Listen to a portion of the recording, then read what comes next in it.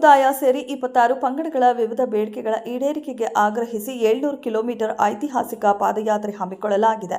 ಜನವರಿ 6ರಂದು ಕಲಬುರಗಿ ಜಿಲ್ಲೆಯ ಚಿತ್ತಾಪುರ ತಾಲೂಕಿನ ಕರದಾಳ ಗ್ರಾಮದಿಂದ ಬೆಂಗಳೂರವರೆಗೆ 41 ದಿನಗಳ ಪಾದಯಾತ್ರೆ ನಡೆಯಲಿದೆ.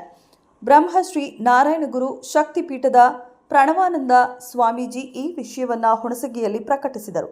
ಬ್ರಹ್ಮಶ್ರೀ ನಾರಾಯಣಗುರು ಅಭಿವೃದ್ಧಿ ನಿಗಮಕ್ಕೆ 500 ಕೋಟಿ ಅನುದಾನ ಬಿಡುಗಡೆಗೆ ಆಗ್ರಹಿಸಿದರು.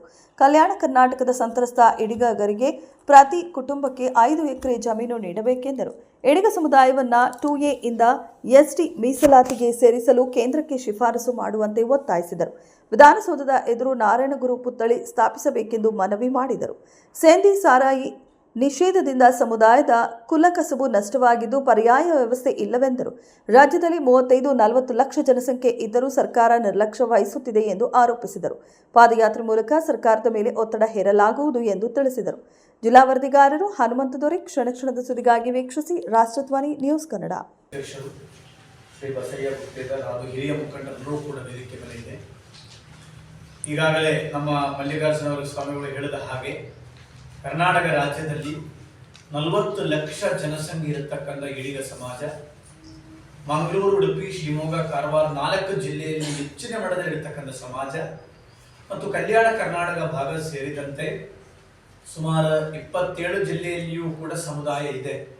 ಆದರೆ ಹೆಚ್ಚಿನ ಮಟ್ಟದಲ್ಲಿ ಸಮುದಾಯ ಇರುವುದು ಆ 4 ಜಿಲ್ಲೆಯಲ್ಲಿ. ಈಗಾಗಲೇ ರಾಜ್ಯದಲ್ಲಿ ಆಡಳಿತ ಪಕ್ಷದಲ್ಲಿ 6 ಜನ ಶಾಸಕರು, ಅದರಲ್ಲಿ 4 ಜನ MLA, 2 MLC, ಅದರಲ್ಲಿ ಒಬ್ಬರು ಮಂತ್ರಿಯೂ ಕೂಡ ಇದ್ದಾರೆ. ಹಾಗೆ ವಿರೋಧ ಪಕ್ಷದಲ್ಲಿ 3 ಜನ ಇದ್ದಾರೆ, ಒಬ್ಬರು MP ಇದ್ದಾರೆ, 2 MLA. ಒಟ್ಟು 9 ಜನ ಜನಪ್ರತಿನಿಧಿಗಳಿರ್ತಕ್ಕಂಥ ಸಮಾಜ ರಾಜ್ಯದ ಈಡಿಗ ಬಿಲ್ಲವ ಸಮುದಾಯ. ಆದರೂ ಸಹ ಸಮಾಜಕ್ಕೆ ತನ್ನದಾಗಿರ್ತಕ್ಕಂಥ ಹಕ್ಕುಗಳನ್ನು ಸಿಗಲಿಲ್ಲ ಅಂತ ಬಂದ ಸಂದರ್ಭದಲ್ಲಿ ಕಳೆದ 5 ವರ್ಷವಾಗಿ ನಿರಂತರವಾಗಿ ಹೋರಾಟದಲ್ಲಿ ನಾವಿದ್ದೀವಿ. ಸಾಕಷ್ಟು ಹೋರಾಟಗಳು ಮಾಡಿದ್ರು, ಅದನ್ನ ಒಂದಷ್ಟು ಸರ್ಕಾರ ಈಡೇರಿಸಿದ್ದಾರೆ. ಆದರೆ ಈಡಿಗ ಸಮುದಾಯಕ್ಕೆ ಎಲ್ಲಾ ಸರ್ಕಾರಗಳು ಕೂಡ ಅನ್ಯಾಯ ಮಾಡಿರ್ತಕ್ಕಂಥದ್ದು ನಾವು ನೋಡಬಹುದು.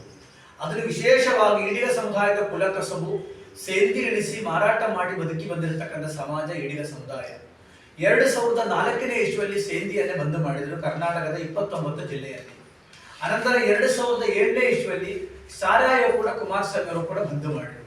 ಸೊ 2 ಸಂದರ್ಭದಲ್ಲಿಯೂ ಕೂಡ ಸಮಾಜಕ್ಕೆ ಪರ್ಯಾಯ ವ್ಯವಸ್ಥೆ ಯಾವುದೂ ಮಾಡಿಕೊಡ್ಲಾತ ಹಿನ್ನೆಲೆಯಲ್ಲಿ ವಿಶೇಷವಾಗಿ ಕಲ್ಯಾಣ ಕರ್ನಾಟಕ ಭಾಗದ ಈಡಿಗರು ಸಂಪೂರ್ಣವಾಗಿ ಬಿಡುತನಕ್ಕೆ ಒಳಪಟ್ಟರು. ಅದರಲ್ಲಿ ಒಂದಷ್ಟು ಗುತ್ತೇದಾರಗಳಿಗೆ ಒಂದು 5-10% ಒಳಗಡೆ ಮ್ಯಾಕ್ಸಿಮಮ್ ಒಂದಷ್ಟು ಬಾರು ವರ್ಕ್ಶಾಪ್ ಇರಬಹುದು. ಆದರೆ 90% ಕೂಡ ಈಡಿಗ ಸಮುದಾಯ ಇವತ್ತು ಕಷ್ಟದ ಸಂಕಷ್ಟ ಪರಿಸ್ಥಿತಿಯಲ್ಲಿ ಜೀವನವನ್ನೇ ನಡೆಸ್ತಾ ಇರೋದು ಇವತ್ತು ನಮಗೆ ನೇರವಾಗಿ ನೋಡಬಹುದು. ಆ ಒಂದು ಹಿನ್ನೆಲೆಯಲ್ಲಿ ಸಂವಿಧಾನವಾದ ಹಕ್ಕುಗಳನ್ನು ನಮ್ಮ ಸಮಾಜಕ್ಕೂ ಸಿಗಬೇಕು, ಕುಲಕಸವಿನ ಪರ್ಯಾಯ ವ್ಯವಸ್ಥೆಯನ್ನ ಆಗಬಾರದು. ಹಾಗಾಗಿ ಸಮಾಜ ನಿಮ್ಮ ಮುಂದೆ ಬೇಡಿಕೆ ಇಟ್ಟಿದ್ದೇವೆ, ಕೂಡ ಹಿಂದುಳಿದ ವರ್ಗದವರು ಇದ್ದೀರಿ. ಆದ್ರಿಂದ ತಾವುಗಳು ನಮ್ಮ ಹುಣಸಿಗೆ ಮೇಲೆ ಕೇಳಿದಿರಲ್ಲ, ಅದೇ ರೀತಿಯಲ್ಲಿ ಈಡಿಗ ಸಮುದಾಯಕ್ಕೆ ಹುಣಸಿಗೆ ನಗರದಲ್ಲಿ ಕೂಡಲೇ ಒಂದು ಸ್ಥಳ ಜಾಗವನ್ನು ನೀಡಿ ಅಲ್ಲಿ ಸಮುದಾಯ ಭವನನ್ನ ಕಟ್ಟಿಸೋದಕ್ಕೂ ಕೂಡ ತಾವುಗಳು ಅನುದಾನ ನೀಡಬೇಕು ಅಂತ ಪರವಾಗಿ ನಾನು ಅವರಲ್ಲಿ ಮನವಿ ಮಾಡುತ್ತೇನೆ. ಇಷ್ಟೇ. ಇನ್ನು ತಾವೇನಾದರೂ ಕೇಳುತ್ತಿದ್ದ ಕೇಳಬಹುದು. ನಮ್ಮ ಸಮಾಜದ ಗುರುಗಳಾದಂಥ ಪರಮ ಪೂಜ್ಯ ಶ್ರೀ ಪ್ರಣವಾನಂದ ಮಹಾಸ್ವಾಮಿಗಳು ಒಂದು ವಿಶೇಷ ಸಮಾಜ ಬಾಂಧವರೊಂದಿಗೆ ಮತ್ತು ಒಂದು ಪತ್ರಿಕಾಗೋಷ್ಠಿ ನಡೆಸಲು ಆಗಮಿಸಿದ್ದಾಗಿ ಮೊದಲಿನಿಂದಾಗಿ ಅವರಿಗೆ ಸಮಾಜದ ಬಾಂಧವ ಪ್ರಯೋಗ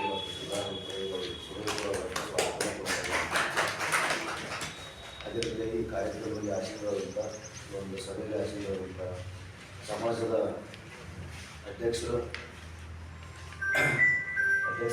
ಶ್ರೀ ಬಸಯ್ಯ ಗುತ್ತೇದಾರ್ ಅದು ಕೂಡ ಅದೇ ರೀತಿಯಾಗಿ ನಮ್ಮ ಸಮಾಜದ ತಾಲೂಕು ಉಪಾಧ್ಯಕ್ಷರಾದಂಥ